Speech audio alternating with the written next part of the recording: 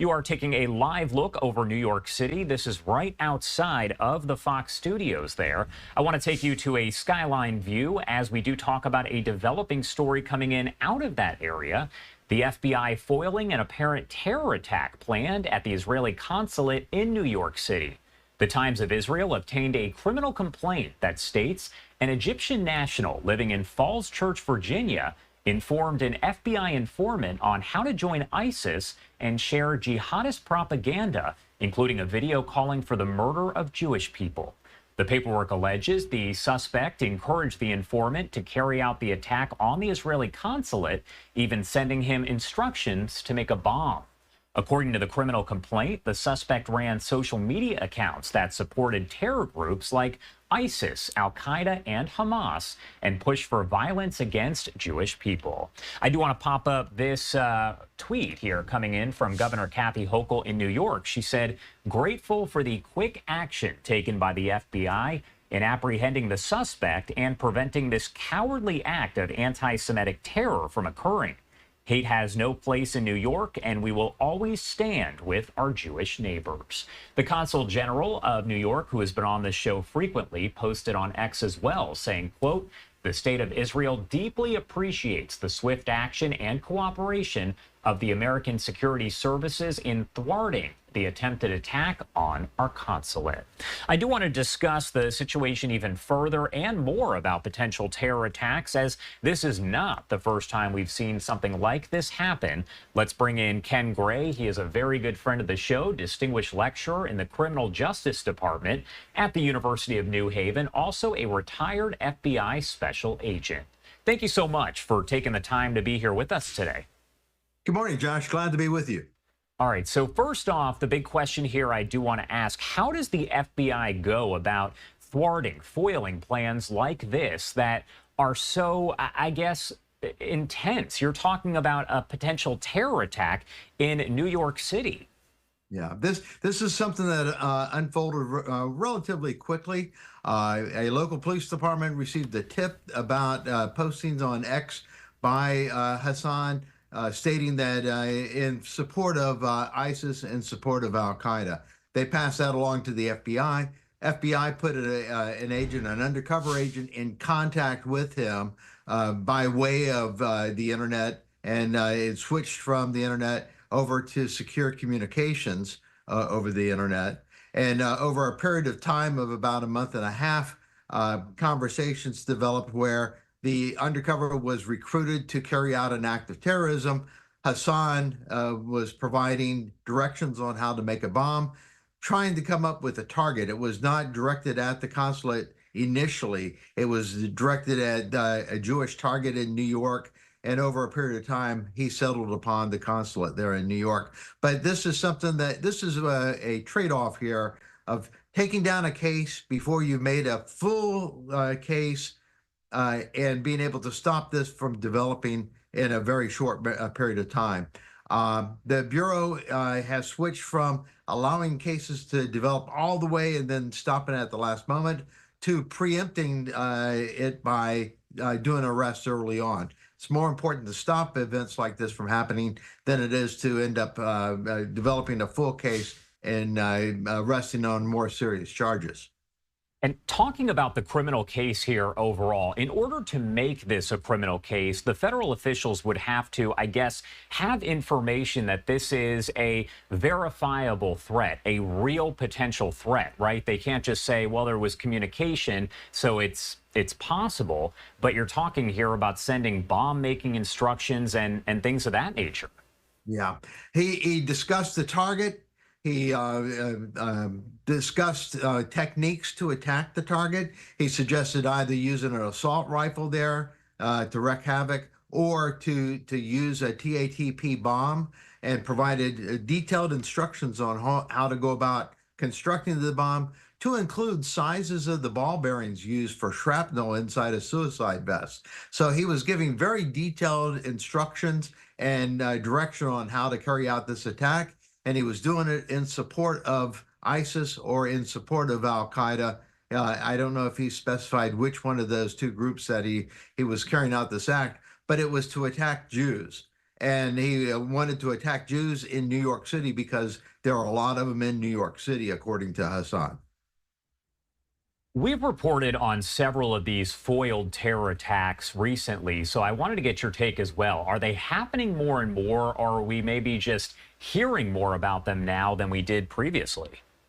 So ever since 9/11, there has been a somewhat steady stream of these type of attacks. None of them on the same level as 9/11, but nonetheless, there has been a steady stream of attempts here in the United States to take out various targets in support of radical Islamic fundamentalists. Most recent one I can think of was the movement of an individual from Canada that was attempting to come into the United States to attack a Jewish community center in New York City, I think actually in Brooklyn. And that was the same type of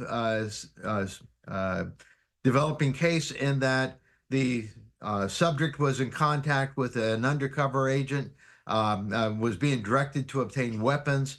But in that case, the subject was actually traveling to the United States to lead this attack. In Hassan's case, he was providing directions but was not intending to take part in the attack himself.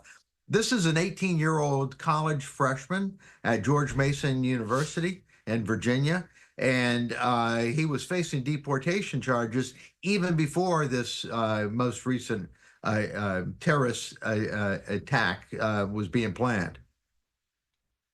Are there more of these terror plots that maybe exist that the FBI is working and they're able to thwart or foil that the American people just don't know about? There are certain ones that maybe get more, I don't want to say airtime, but they're posted on social media. You see them on news reports because they involve things like anti-Semitism. But I imagine that there are other ones out there that are happening that people just aren't aware of.